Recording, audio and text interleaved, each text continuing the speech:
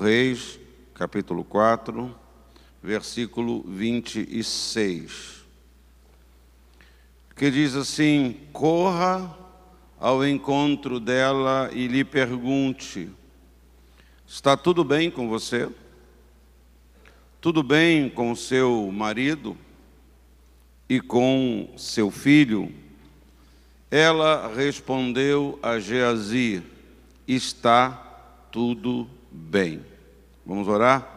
Pai, fala conosco através desta tua palavra, trazendo ânimo, alento, força, graça, para que nós possamos trazer a tua palavra sempre para a nossa vida, para o nosso caminho, e que a tua palavra nos fortaleça, a tua palavra nos liberte, a tua palavra nos sare, a tua palavra nos transforme, e a tua palavra possa edificar, abençoar a tua igreja, o teu povo nesta noite. Em nome de Jesus, e que todos digam amém. Amém. Quero dar uma palavra também de carinho, uma boa noite especial para todas as pessoas que nos assistem, participam deste culto através da internet. Amados irmãos, nós vivemos num universo cujo tamanho é ilimitado. Com toda a ciência e tecnologia que o homem dispõe, ele ainda não conseguiu dimensionar, medir o tamanho do universo. Este pequeno detalhe mostra a grandeza do nosso Deus, o poder do nosso Deus. Tudo o que Deus faz tem a dimensão do infinito. Por isso o apóstolo Paulo afirmou, escrevendo à igreja de Éfeso, na sua carta, capítulo 3, versículo 20, aquele que é capaz de fazer infinitamente mais do que tudo o que pedimos ou pensamos, de acordo com o seu poder que atua em nós.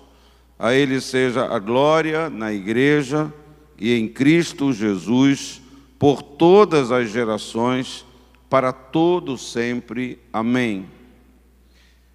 Agora, veja comigo uma coisa, que mesmo vivendo nesta dimensão infinita, o nosso mundo real é muito pequeno. O nosso mundo real é bem pequeno. Estes espaços são muito pequenos em relação ao mundo em que nós estamos inseridos, o planeta, a galáxia, né? Então, a minha vida, a sua vida, o nosso mundo particular, o lugar onde nós vivemos, existimos nesta vida, nesta terra, é muito pequeno, é muito limitado. Talvez você possa parar para pensar nos anos que você viveu dentro de um pequeno lar, dentro de uma pequena casa. Mesmo até que, se a sua casa tenha sido uma casa grande, você morou numa fazenda, você foi criado numa fazenda, o seu espaço ainda é considerado, diante do universo, muito pequeno, por maior que ele tenha sido. E neste pequeno espaço, nós vivemos, nós transitamos grande parte da nossa vida. Eu acho que eu já mencionei aqui, quando a gente vai para a igreja de Araripina, a gente vai de avião até Juazeiro do Norte, e de Juazeiro do Norte a gente vai para Araripina de automóvel. E são 150 quilômetros, embora seja em outro estado, né? Juazeiro do Norte está no interior do Ceará e Araripina está no interior de Pernambuco. E quando você faz esse trajeto, sempre eu passo num lugarzinho na estrada, que tem uns quebra-molas e tem algumas casinhas. Se eu não estou enganado, tem o nome de Vila São Camilo Né. Não sei o que é o Né. E sempre que eu passo ali, eu falo para a Kátia assim, já pensou, Kátia, a pessoa que nasceu nesse lugar, viveu nesse lugar, se casou ou não se casou, teve um filho ou não teve filho, e morreu aqui. Não conheceu nem Juazeiro do Norte, que é uma cidade de um porte. Não viu nada. Eu sempre tenho esse pensamento, né? Como é que a vida de uma pessoa se desenrola nesse contexto, e você poderia lembrar de algum lugar que você conhece também assim, não é? As pessoas que vivem a sua vida toda naquele pequeno espaço, naquele pequeno mundo, tão diminuto, repito, por maior que seja, em comparação ao universo, aos planetas. E eu pergunto para você o que esta convivência nos ensina com esse nosso pequeno mundo. Esta vivência nos revela que os maiores problemas que enfrentamos acontecem exatamente dentro deste pequeno universo que nós vivemos. Dentro deste conceito, então, Jesus afirmou, está registrado em Mateus 10:36, ele disse: os inimigos do homem serão os da sua própria família. Os inimigos do homem serão os da sua própria casa. Os grandes conflitos, os grandes choques de opiniões, as emoções descontroladas, a busca de espaços acontecem quase sempre na relação familiar, ou neste mundo ainda pequeno das nossas relações, ou no trabalho, ou no lugar que a gente mora, não é? Ou mesmo dentro da nossa casa. Ao falar sobre a convivência espiritual, Paulo não deixou de lado a família. Ele, escrevendo à igreja de Éfeso, capítulo 5, versículo 15, ele disse assim, ele escreveu assim: tenham cuidado com a maneira como vocês vivem, que não seja como insensatos, mas como sábios, aproveitando ao máximo cada oportunidade, porque os dias são maus.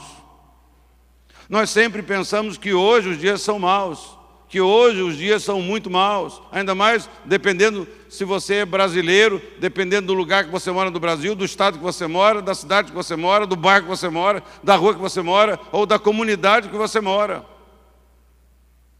Os dias são maus. Quando Paulo disse isso, os dias eram maus, os dias eram difíceis. E hoje os dias continuam sendo maus. E aí ele aponta, escrevendo à igreja de Éfeso, alguns deveres voltados para a família.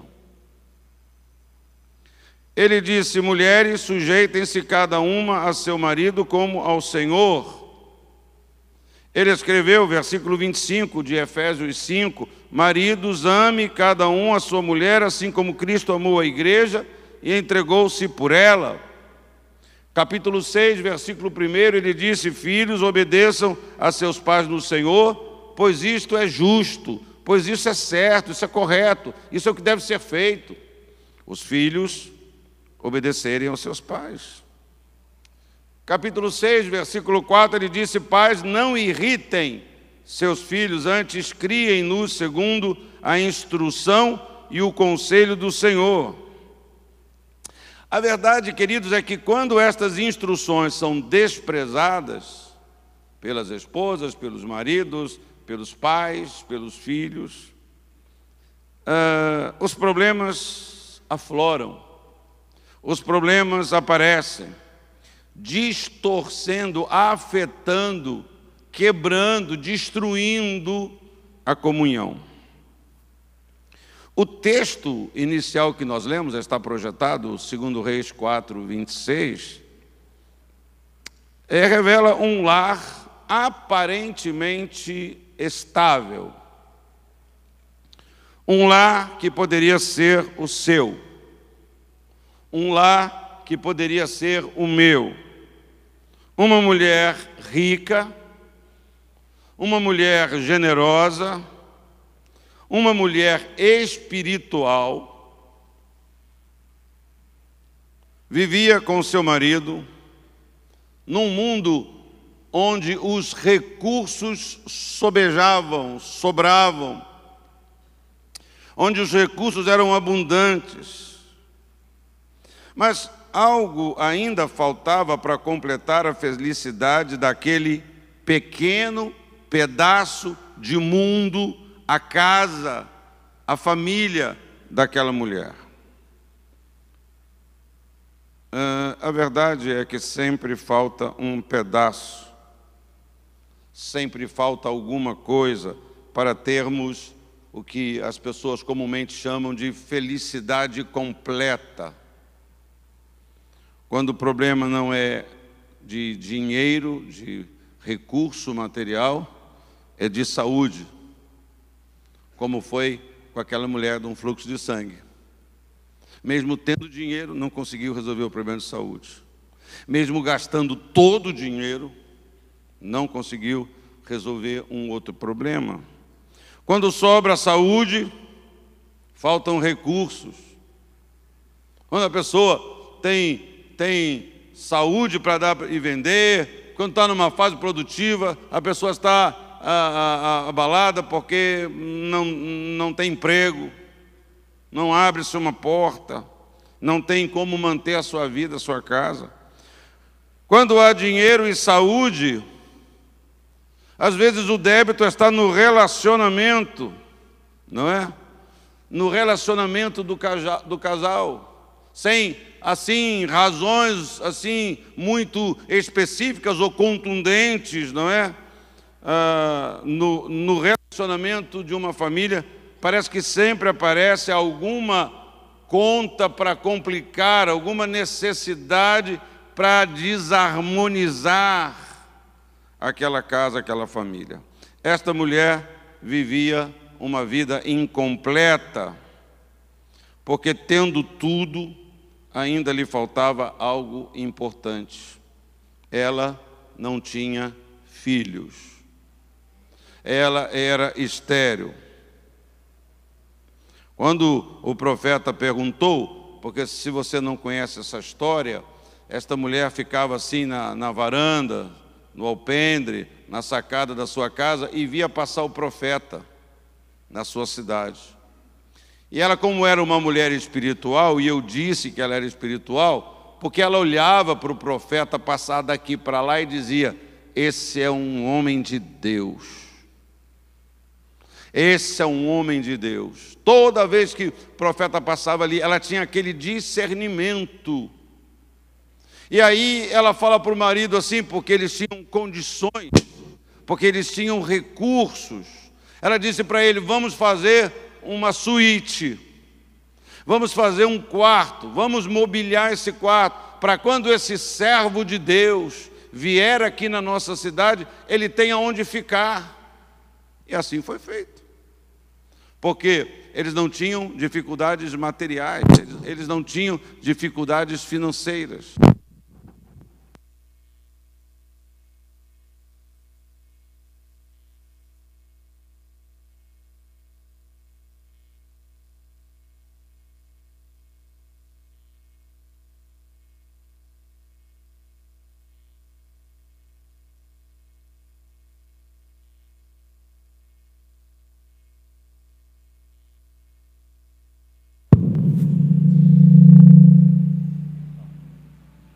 Já trocou a bateria? É só para eu fazer mais barulho com outro microfone. E aí, assim foi feito. E o profeta foi hospedado na casa dela. E esse ponto que eu estou aqui dizendo, quando o profeta está lá, o profeta ficou grato a Deus e perguntou para o seu servo, seu moço: o que a gente pode fazer por essa mulher? Como é que a gente pode abençoar a vida dela? Ela está nos abençoando, ela está nos servindo. E o rapaz, o servo observador, Disse, ela não tem filhos.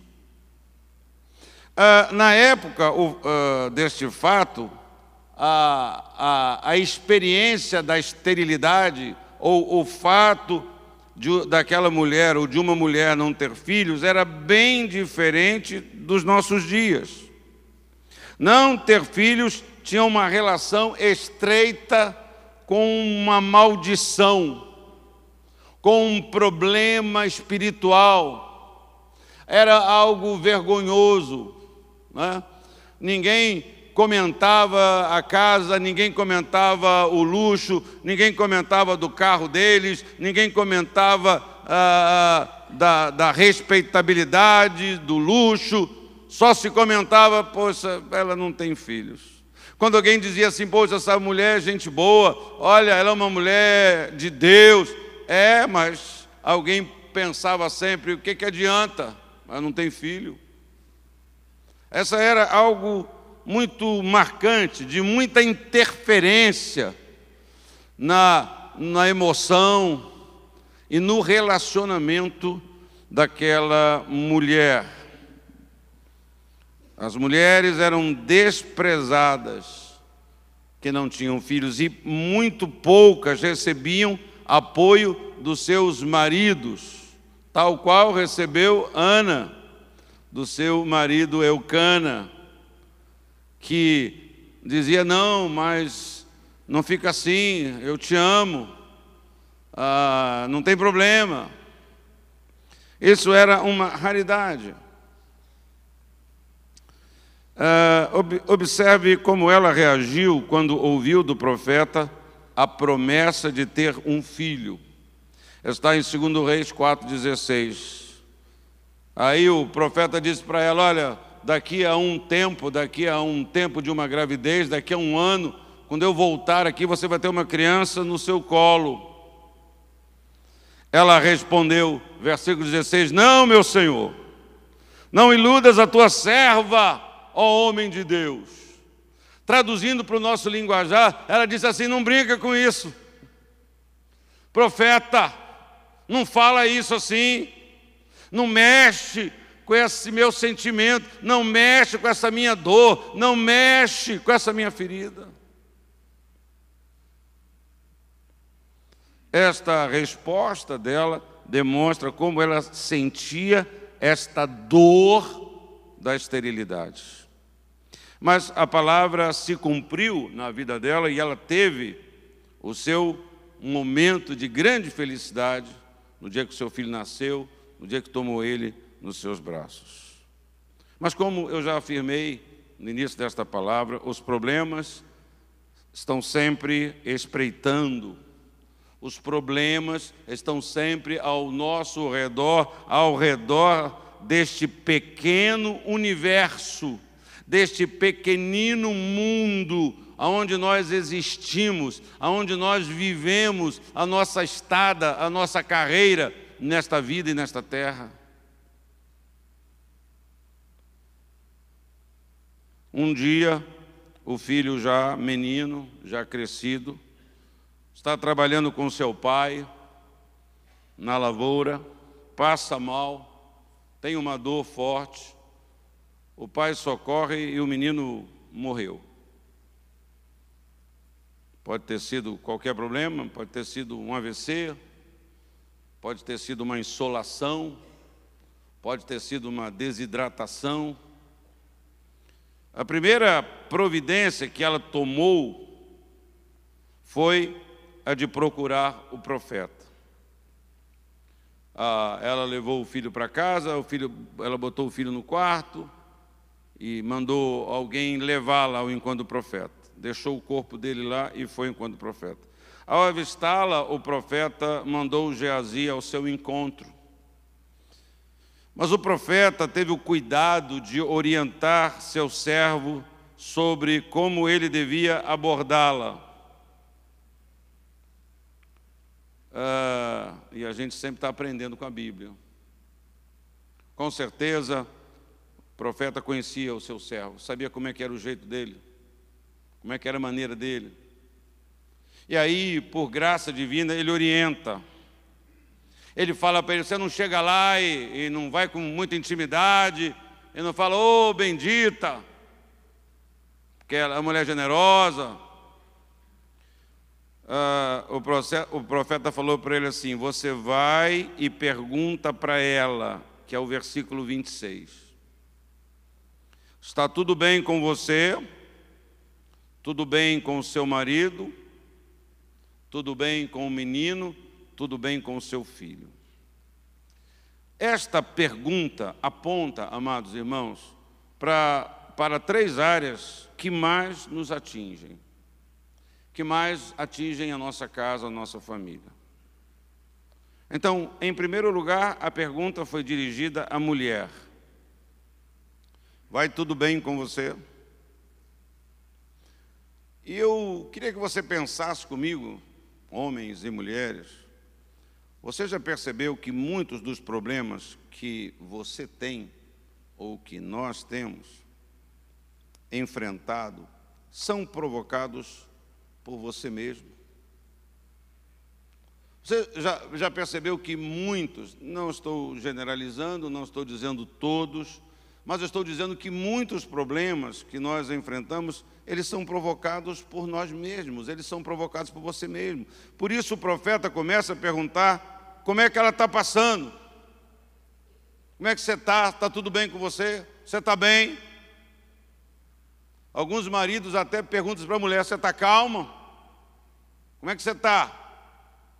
Você está tranquila? Está tudo bem? Ouça, irmãs, ouçam mulheres, o bem-estar da sua casa depende bastante do seu bem-estar. O bem-estar da sua família depende muito do seu bem-estar. A tranquilidade desse seu pequeno mundo está diretamente ligada ao seu estado de espírito. Se você não está vivendo um tempo de equilíbrio emocional, de paz, de tranquilidade, se você é uma pessoa que está sempre armada, pronta para responder, comigo é assim, a resposta está sempre na ponta da língua, comigo é bate-pronto. Se você está sempre pronto a responder, a Bíblia diz que isso é um problema. A Bíblia não diz que isso é uma virtude. A impor sua vontade. Tem que ser assim. Aqui em casa tem que ser do meu jeito, tem que ser do jeito que você quer. O ambiente em que você vive será sempre um ambiente de tensão. Será sempre um ambiente de surpresas desagradáveis. Se você é uma pessoa amarga, que vive guardando, arquivando ofensas, respirando críticas, o seu espaço de mundo será sempre um espaço nublado, será sempre um espaço acinzentado. Então, uma coisa importante sobre a nossa vida é que nós precisamos aprender a gostar de nós mesmos. Você precisa aprender, alguns de nós precisamos aprender a gostar da gente, a gostar de nós mesmos, de mudar o nosso vocabulário pessoal. E quando eu digo isso, obviamente que eu estou falando de um equilíbrio, de um centro. Os extremos são sempre ruins. Eu estou falando isso para as pessoas, tanto que estão num extremo, né, que as suas palavras são, eu sou, na minha linguagem, né, eu sou uma besta, eu sou burra, eu faço tudo errado, eu não compreendo de nada, tudo que eu faço dá errado, eu não consigo fazer nada. É claro que nós temos um grupo que está no outro extremo. Eu sou a linda, maravilhosa, né?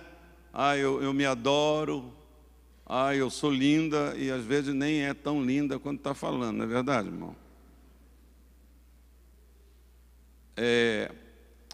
Mas eu me refiro àquela mulher que não se gosta de si mesma, que está sempre em conflito consigo mesmo, que só faz murmurar e reclamar, não é? E criticar, né? Aí olha para outra também, ó.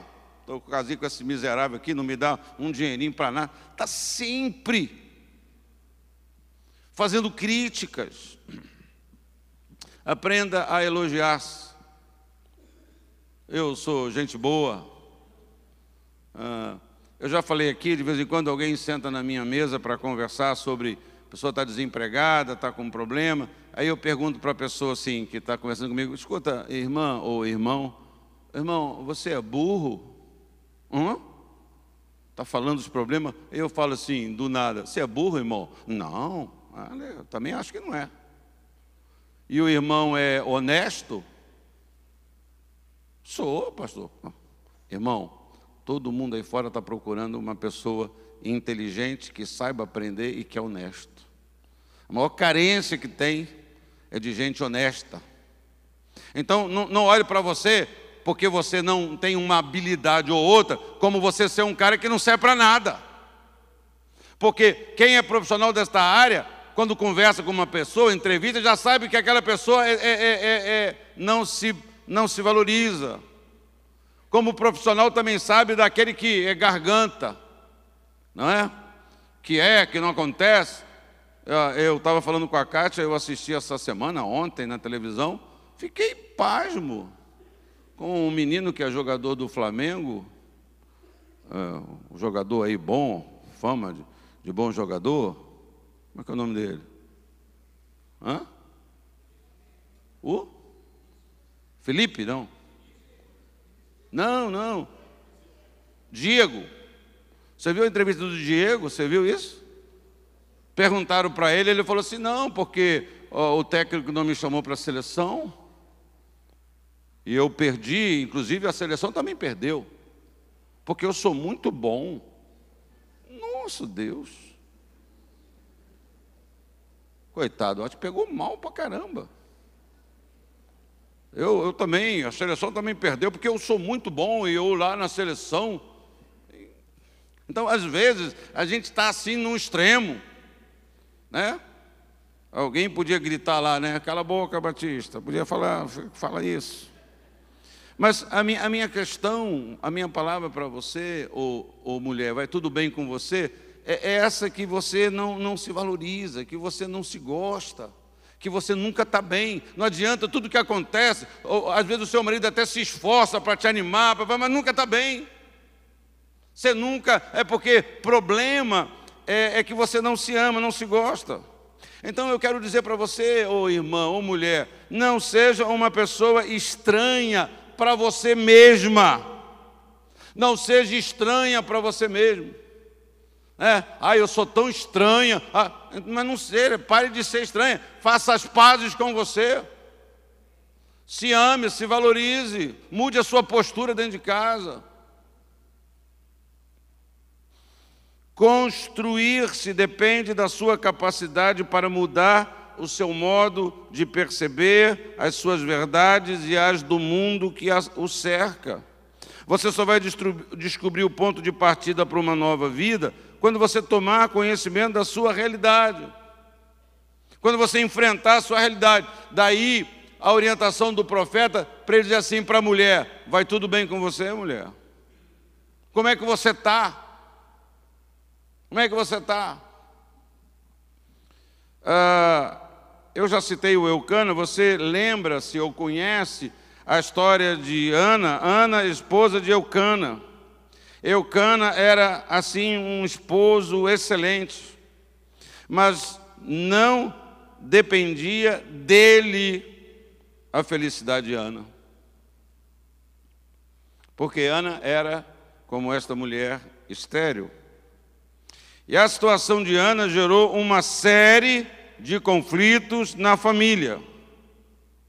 A sua rival, porque ela tinha uma rival, era permitido, e Eucana tinha 2 esposas registradas, com fundo de garantia, cartão de crédito, cada uma tinha o seu carro.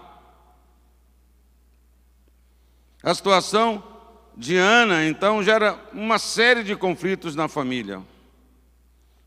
Sua rival, chamada Penina, passava o dia infernizando, perturbando a paz de Ana. Lá, lá, lá, lá. Passava a mão na barriga, grávida. Passando na barriguinha dela. Já te falei que eu estou grávida. Já te falei que eu estou grávida. Então, a história muda quando Deus respondeu à oração desta mulher fantástica, extraordinária, que era Ana. E Ana deixou algumas lições importantes sobre como viver bem dentro do lar. Mesmo que você conviva com algumas peninas, entre aspas, é importante que você saiba algo a respeito do Deus que você serve, do Deus que você crê. E quem crê em Deus, diga graças a Deus, amém. Veja, por exemplo, porque quando Ana engravida, tem um filho, ela faz uma oração, ela escreve um cântico, e ela canta uma oração ao Senhor na casa de Deus. E estas expressões de Ana nesse cântico nos dão estas pistas, esse entendimento, nos revelam estas verdades sobre aquilo que Ana sabia e conhecia a respeito de Deus. Então, primeiro, eu leio em 1 Samuel 2, capítulo 1, eu leio que ela sabia que Deus é a fonte de toda a força. Você precisa saber que Deus é a fonte de toda a força. Ela cantou dizendo: meu coração exulta no Senhor. A minha força é exaltada, porque eu confio no Senhor, a minha força é exaltada, eu sou fortalecida. No original, esta palavra, traduzida por força, tem um significado também de chifre. Em alguns animais, o chifre é uma arma de guerra, é uma arma de defesa, é uma arma de ataque. Ana se sentia fortalecida em Deus. Ela sabia que a fonte da sua segurança estava em Deus. Ana também sabia que Deus é um Deus soberano. Ela disse na sua oração no versículo 6, o Senhor mata e preserva a vida, Ele faz descer a sepultura e dela resgata.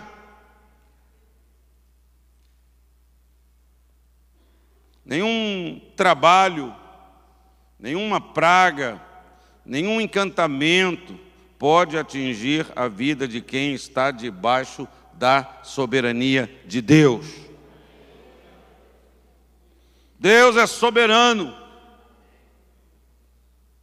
Quando Satanás desejou tocar em Jó, ele teve que pedir permissão a Deus. E Deus disse: tá bom, mas apenas não toque nele, não toque na vida dele. Isto é, Deus estava dizendo: a vida dele me pertence. Então, irmã, não tenha medo do diabo. O diabo não tem poder para tocar, destruir um filho, uma filha de Deus. Não aceite passivamente problemas em sua vida. Uma vez um pastor falou isso, já tem bastante tempo, eu vi essa frase. O pastor disse: quem tem que sofrer úlcera, pressão alta, reumatismo, nervosismo é o diabo. Não é? A gente que tem que se portar de uma maneira para deixar o diabo estressado, né? Ao invés de ficarmos estressados pelas obras dele, pelos ataques dele, ele é que tem que ficar estressado com a sua fé, com a sua confiança em Deus, com o seu entendimento da soberania de Deus. Ana sabia, ainda mais ela sabia que o Senhor é quem governa as riquezas do mundo. Ela disse no versículo 7 do capítulo 2, o Senhor quem dá pobreza e riqueza, ele humilha e exalta. Falo de pobreza no sentido mais amplo. Não falo num sentido focalizado nos recursos, a pobreza material. Falo de pobreza no sentido de perder a paz, de perder a alegria, pobreza de perder o entusiasmo, o amor pelo esposo, o amor pelos filhos. Isso é uma pobreza terrível. Perder isso. Já citei aqui essa frase, nem sei de quem é, se referindo a um homem que era tão pobre, mas tão pobre, que a única coisa que ele tinha era muito dinheiro. A única coisa que tinha muito dinheiro, porque não tinha mais nada. E aos olhos dos outros, às vezes ele pode achar que ele é rico, mas na verdade ele era muito pobre. Deus quer que você, minha irmã, seja próspera em todos os sentidos. Ana conhecia estas verdades, por isso ela cantou este cântico. Ana sabia também que não há impossíveis para Deus. Ela disse no versículo 8, levanta do pó o necessitado, da morte e do monte de cinzas, do monturo, ergue o pobre. Quem está no pó está vivendo num ambiente do inimigo. Nós sabemos que a serpente é quem rasteja no pó. Ela foi condenada a se rastejar no pó. Você foi criado para andar nas alturas com Deus e não para rastejar. Saiba que Deus pode reerguer você. Deus pode reerguer você do seu monturo. Deus pode arrancar você, porque para Ele não há impossíveis. Provérbios 24, 17 nos lembra: 7 vezes cairá o justo, mas em todos o Senhor o coloca de pé. Eu espero de todo o meu coração que nessa noite Deus te coloque de pé. Ana sabia que Deus tem um lugar especial para aqueles que nele confiam. No seu cântico ela ainda disse: Ele os faz sentar-se com príncipes e lhes dá lugar de honra. O apóstolo Paulo, escrevendo à igreja de Éfeso, ele escreveu lá na carta, capítulo 2, versículo 6, Deus nos ressuscitou em Cristo e com Ele nos fez assentar nos lugares celestiais em Cristo Jesus. Então, você, esposa, mãe, você não foi criada para viver em qualquer lugar. Deus criou você para ocupar um lugar na presença dEle, na presença de Deus. Quantas vezes há mulheres que se sentem lá tão excluídas, tão fora do seu lugar, mas creia na palavra do Senhor. E Ana sabia que Deus é um Deus que dirige os nossos passos. Em determinados momentos da nossa vida, eu sei que é muito difícil acreditar nisso. A gente fica assim, Ana disse isso, né? 1 Samuel 2,9, ela disse: Ele, se referindo a Deus, guardará os pés dos seus santos. Deus guardará os pés dos seus santos. É Deus quem guarda a nossa entrada e a nossa saída. É Deus quem nos protege contra os ataques do mundo. Ele sabe qual é o melhor caminho para os seus pés, para os meus pés. Então, para que tudo corra bem com você, esposa, é necessário que você tenha estas certezas no seu coração, independentemente das circunstâncias, das peninas, das crises, das adversidades. Em segundo lugar, o profeta se reporta ao marido, perguntando à mulher: tudo bem com seu marido? Esta pergunta, penso eu, tinha um objetivo de saber o nível de relacionamento do casal. Na minha cabeça, a minha leitura, o meu sentimento foi: está tudo bem com você? Teu marido está te tratando direitinho, teu marido está te respeitando, teu marido está cuidando de você, emocionalmente, fisicamente, materialmente.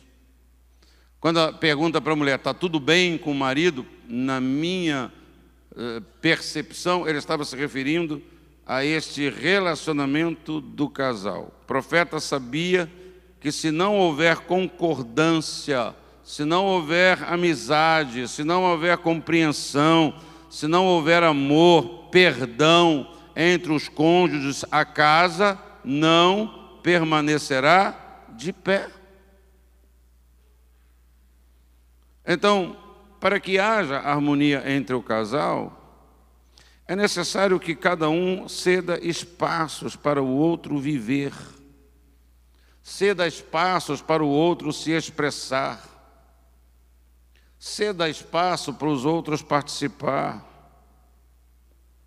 Quando o marido ou a mulher impõe, preste atenção nas minhas palavras, impõe seus pontos de vista sem observar o que o outro sente, a relação ela começa a se enfraquecer.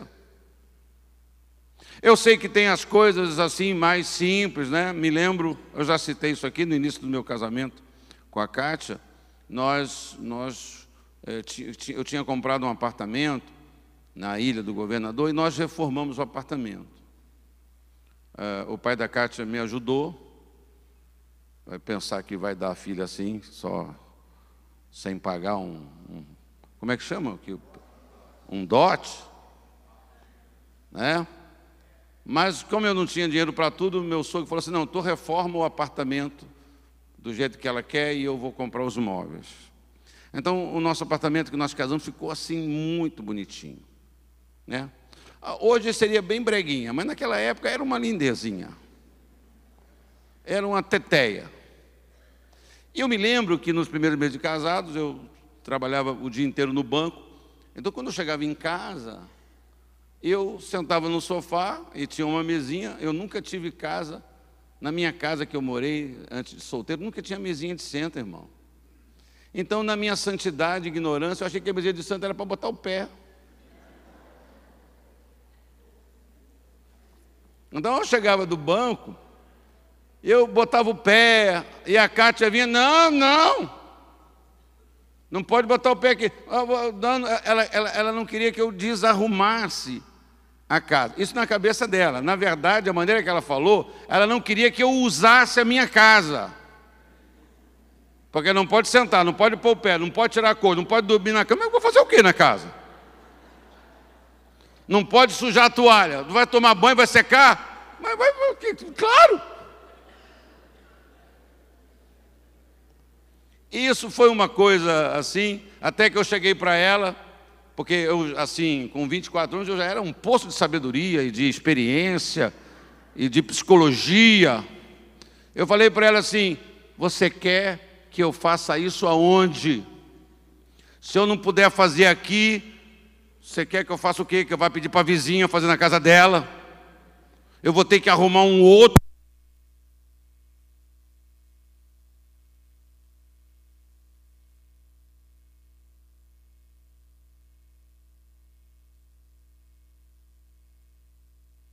Quando a gente prega sobre família, tu vê que o diabo quer cortar a voz quando está falando do marido.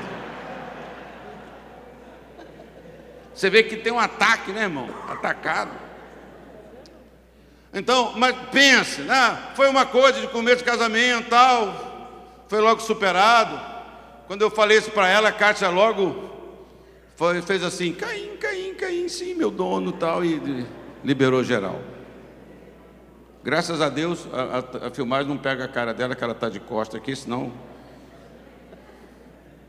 Orem por mim, que eu pretendo dormir na minha casa hoje. Orem. Interceda. Mas traga isso para uma área pior, porque isso não é o pior, sabia? O pior é essa área do relacionamento, quando a vontade é imposta, quando não tem espaço para o outro, né? Houve um período, nesse período que a gente casou, tinha um programa humorístico, não me lembro o nome do programa, uma crise de um casal e a mulher falava assim: Reginaldo, você me sufoca. De vez em quando eu falava assim, a cara dizia para mim assim: Reginaldo, você está me sufocando, né? Porque isso é um grande problema no relacionamento. Eu repito para você, quando se não houver concordância, amizade, compreensão, amor, perdão entre os cônjuges, quando você não tem, e para que haja essa harmonia, é necessário que cada um ceda espaço para os outros viverem, para os outros expressarem, para os outros participarem. Quando o marido ou a mulher impõe seu ponto de vista, sem observar o sentimento do cônjuge, a relação começa a perder vigor, a perder força, começa a enfraquecer, entra-se numa tentação. Nenhuma pessoa, irmãos, por melhor que seja, resiste muito tempo às contrariedades. Você vai, você aguenta, você engole, mas se isso nunca melhora, se isso nunca é entendido, então nenhuma pessoa, nem homem, nem mulher, vai suportar isso indefinidamente. Se a sua vontade é sempre recusada, preterida, julgada, improcedente, você acabará reagindo de uma forma agressiva. Você acabará reagindo de uma forma violenta. Nem mesmo o amor consegue aguentar por muito tempo as restrições que o marido impõe à sua esposa e vice-versa. Tem maridos que são extremamente controladores e mulheres também. Por que você está respirando muito fundo? Eu estou cansado, sei lá, tem mulher que é assim, né? Estranho, né? Mas como é que vai ser isso? O marido chega em casa, ela incorpora um terrier e começa a cheirar o sujeito todo.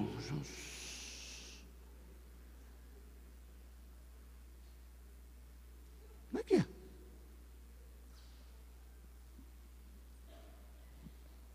Se você quer manter a sua casa arejada, cheia de harmonia e paz, dê espaços. Dê espaços para o outro dentro de casa. É engraçado que às vezes as mulheres têm isso, né? Abre essa janela, abre a porta, vamos arejar a casa. Mas não tem uma simplicidade para arejar o relacionamento. Não tem essa mesma simplicidade para abrir uma janela, para respirar. Não é muito comum, as pessoas têm conflitos em casa que elas falam assim: eu preciso sair um pouco para poder respirar.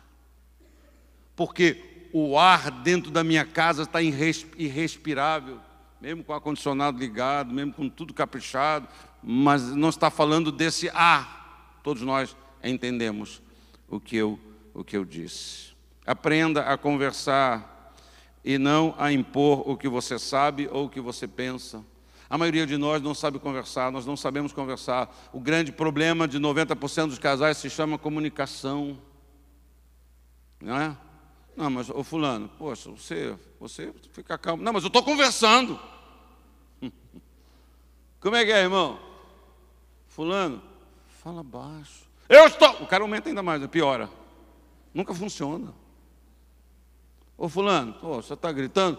Quem falou que eu estou gritando? E vice-versa. Então, nós temos que aprender. Vai tudo bem com o teu marido?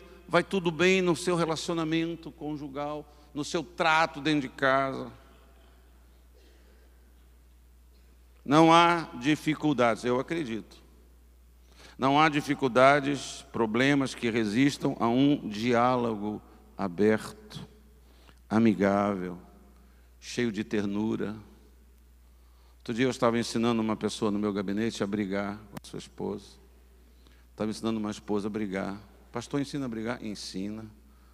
Você está querendo brigar com seu marido? Vem falar comigo que eu vou te dar uma aulinha. Porque a gente não sabe brigar. Eu falei assim, quando tem um problema, eu falei para a irmã, vai para casa. Senta do lado dele. Você tem que sacar. A mulher saca. O marido chega em casa, do jeito que ele chega, tu já... Hein? Não tem nem falou nada. Mas tu fala assim, o cara está invocado hoje, hein? Então não é hora de falar, entendeu, irmão? Não é hora de chegar já, deixa, pede a Deus, ora, Senhor, me dá uma oportunidade, me faz saber que é hora boa. Aí eu falei, senta do lado do marido e pega na mão dele, irmã. Se ele quiser te bater, tu já está segurando a mão dele, entendeu, irmã? Deixa a mão do homem solta, segura na mão dele, olha nos olhos dele, pede para ele olhar para você e fala para ele assim, fulano, você é meu marido, você é o meu esposo. Eu me casei com você porque eu te amava e eu te amo. Mas eu quero que você me olhe, eu quero que você me escute, por favor. Eu estou triste com isso, com aquilo. A gente não sabe brigar. Aí um reclama, você fala assim, por quê? Está querendo me separar? Ninguém está falando de separar. Mas aí a esposa já coloca uma ideia do diabo na cabeça do marido. E o marido já coloca uma ideia do diabo na cabeça da mulher, que ela não estava nem pensando aquilo.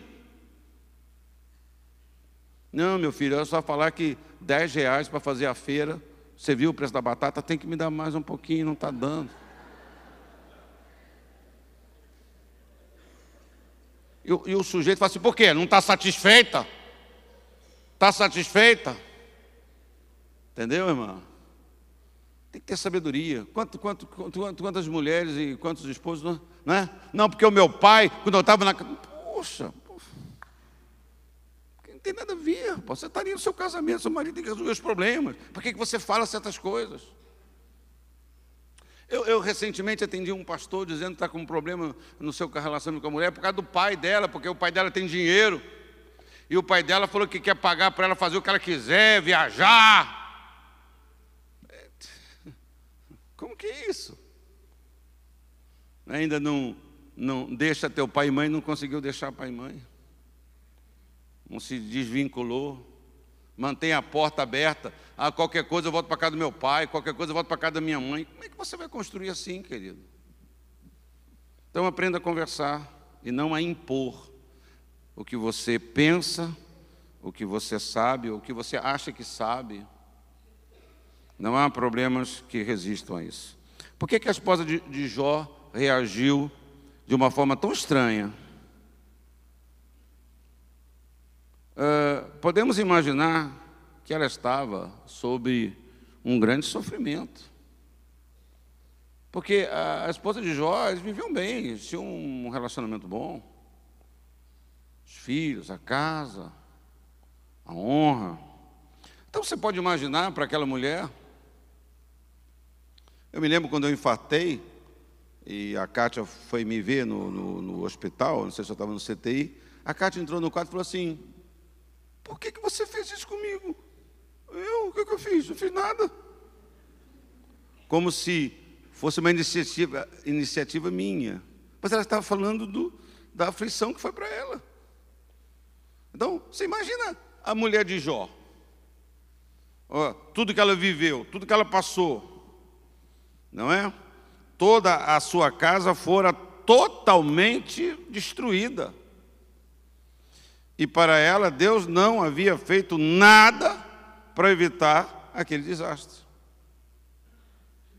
Mas Jó também havia perdido tudo e, no entanto, a sua reação foi diferente da sua mulher. Não foi ela só que perdeu, Jó também perdeu. Mas a reação foi diferente. A leitura que fazemos desse episódio era que Jó não tinha muito diálogo, não conversava muito com a sua esposa. Talvez porque antigamente o modelo era esse mesmo, né? Eu tenho um pastor amigo meu, na minha idade, ele diz para mim que ele se lembra que a sua avó chamava o seu avô de senhor. A sua avó chegava para o marido e falava assim, meu senhor, o que o senhor quer? Era maneira. Você imagina aqui, né? Então, mas eles não tinham esse diálogo. Ela estava numa dimensão espiritual e ele estava numa dimensão espiritual e ele em outro patamar espiritual. Então, deixe-me acrescentar alguns princípios sobre esse relacionamento.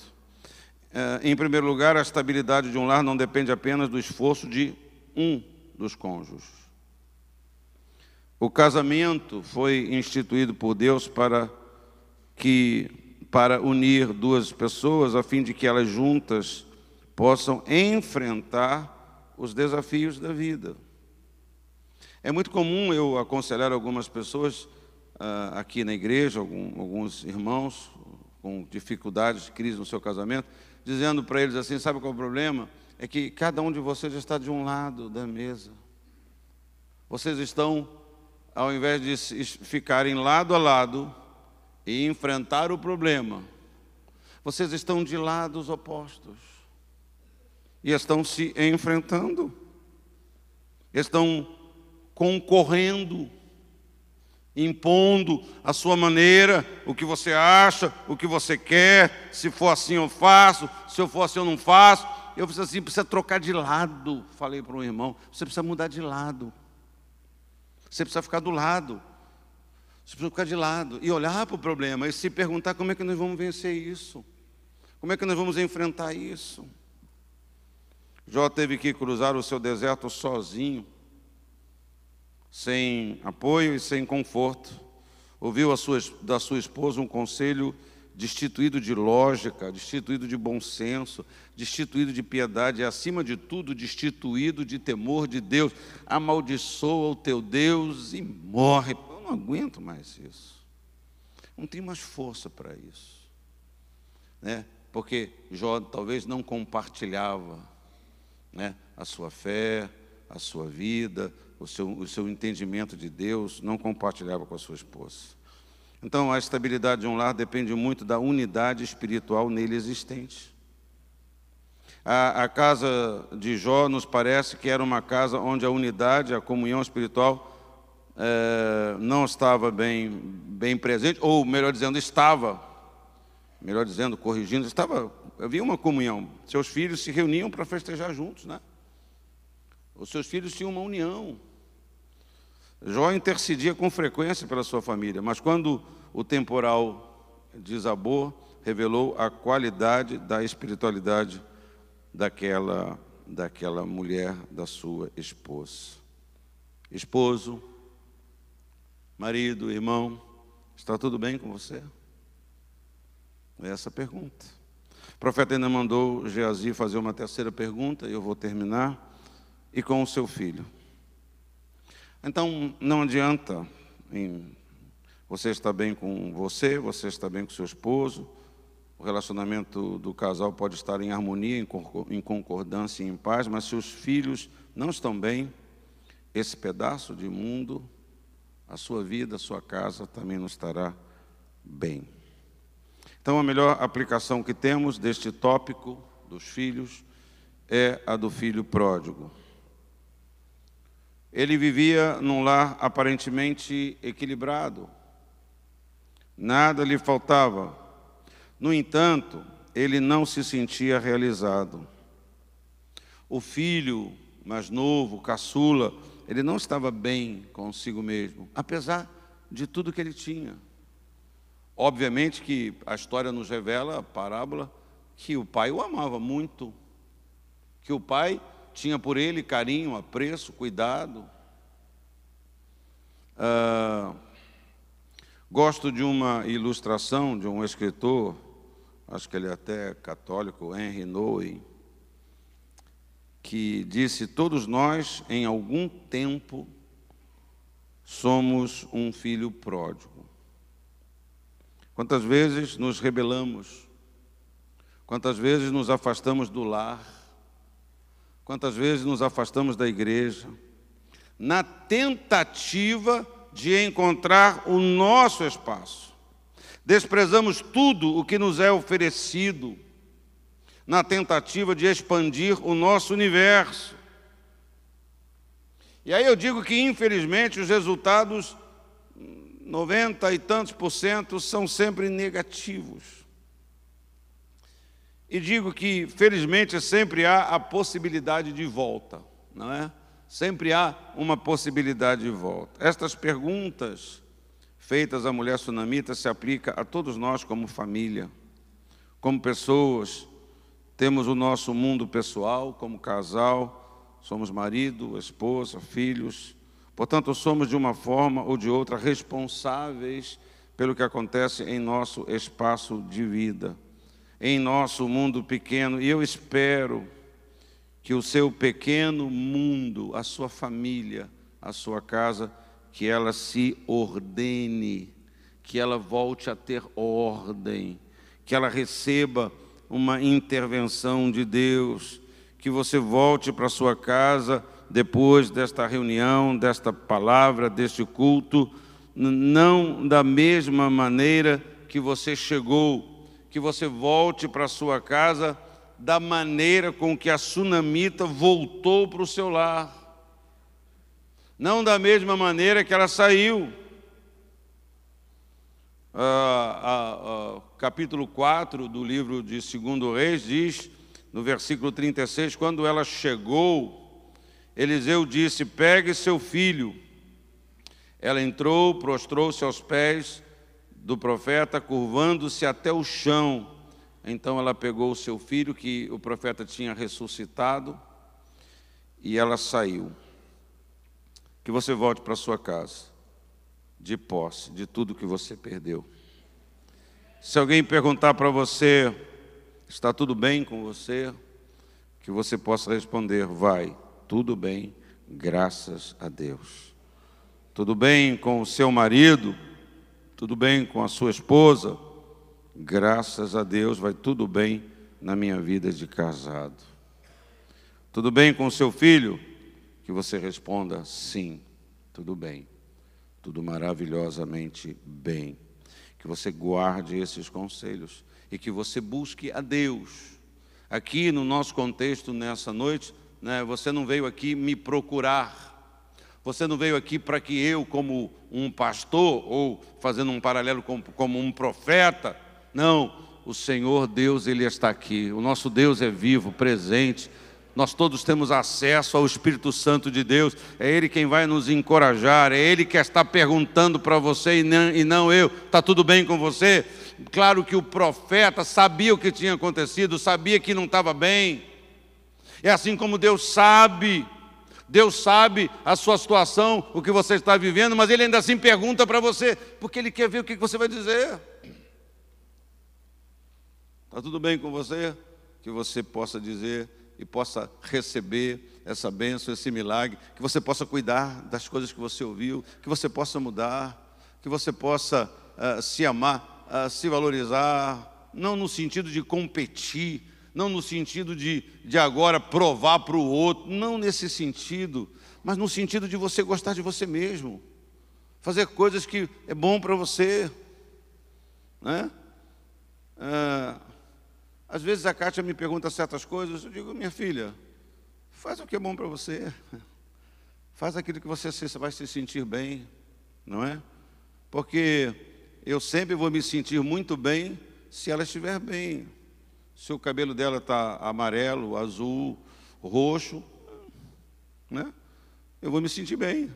Ela está feliz, está bem? O que você quer? Não é? O que é bom para você? O que você quer fazer?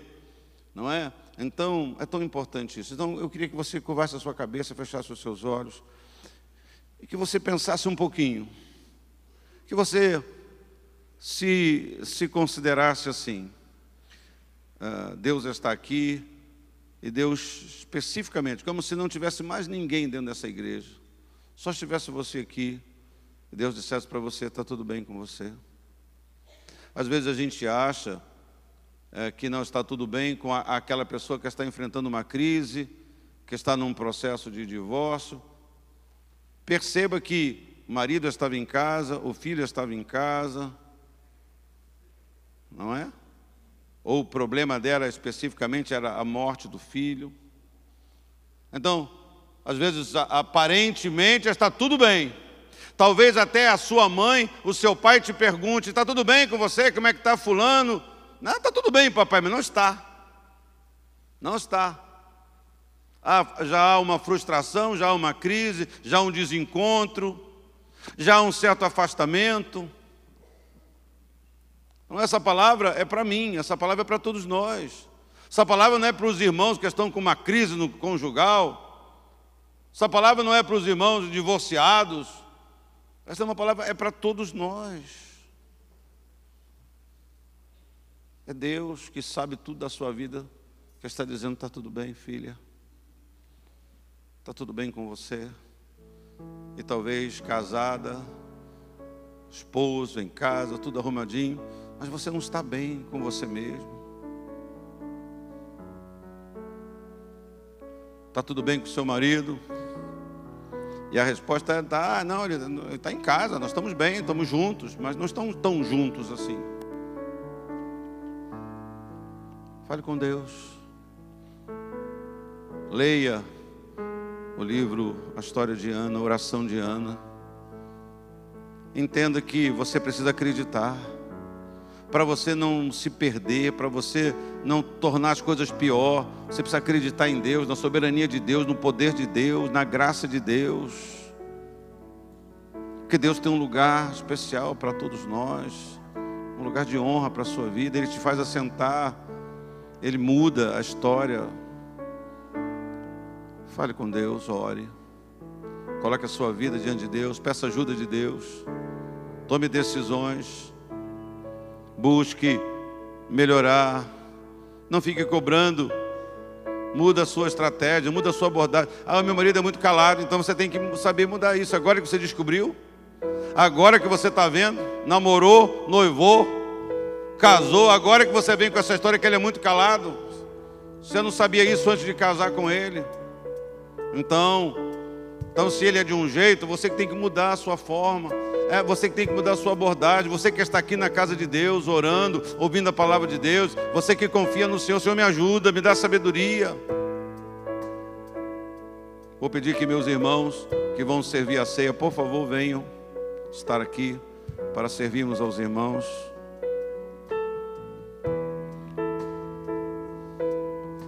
Talvez você que diz está tudo bem, talvez você precisa orar e dizer: Senhor, me ajuda. Eu amo a meu esposo, eu amo minha esposa, eu amo minha casa, eu amo minha família. Ajuda-me nessa dificuldade. Abre o coração para Ele. Ele vai te ajudar, Ele vai te sustentar, Ele vai te socorrer. Em nome de Jesus, em nome de Jesus.